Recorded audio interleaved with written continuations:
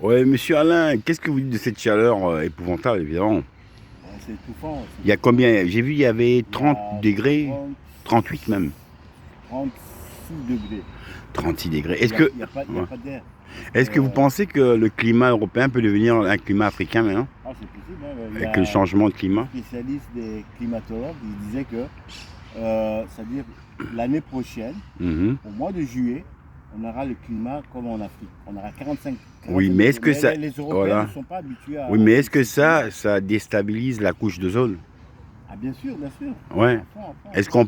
on peut en mourir par rapport à ça ou c'est Non, juste l'un? ça peut provoquer beaucoup de catastrophes. Voilà. C'est-à-dire que la mer va augmenter, les fleuves vont augmenter, c'est-à-dire qu'il y aura des inondations.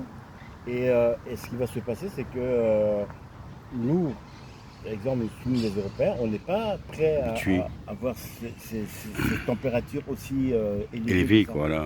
Alors ce qui va se passer, c'est que on sera obligé de s'adapter au climat africain. Ah oui, Ouais, donc, ouais, parce que oui. t'imagines un peu, tu es au Mm. mois de juillet, tu as 45 degrés. Et Ouais, toi, 40 en fait, degrés. tu t'attends, ici en Europe, c'est plus ou moins, allez, je dirais 30 20, degrés maximum, ça va aller jusqu'à 20. 28. Mais ici, on est à 45. C'est 45, énorme. on va étouffer. Et nous, on n'est pas. Les Africains sont habitués. Ça fait des siècles qu'ils sont habitués à ces climats-là. Nous, les Température. Européens, on n'est pas habitués. On sera obligé de s'habituer à cette forte chaleur-là. Et il y aura beaucoup de changements Beaucoup, voilà.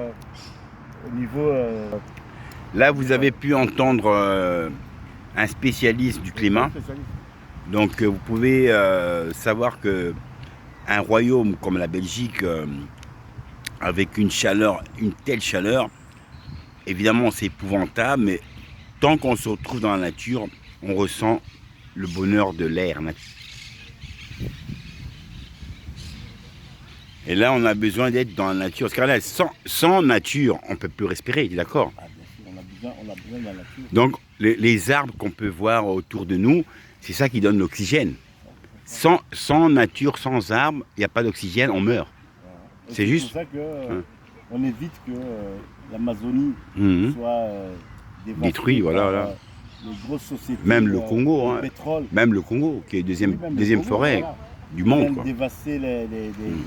des kilomètres d'hectares d'arbres D'arbres, voilà, pour là. pouvoir exploiter leur pétrole Pétrole, et sans se rendre compte du dégât.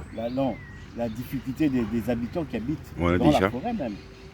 Ouais, mais c'est un peu triste tout ça, quoi, tu vois, parce que, mais bon, le plus important, c'est que nous, on respecte cette nature, hein.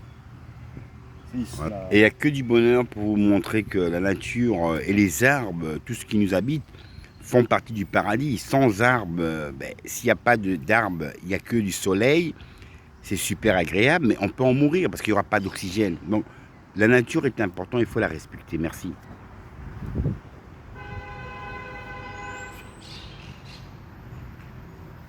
Voilà, stop, hein.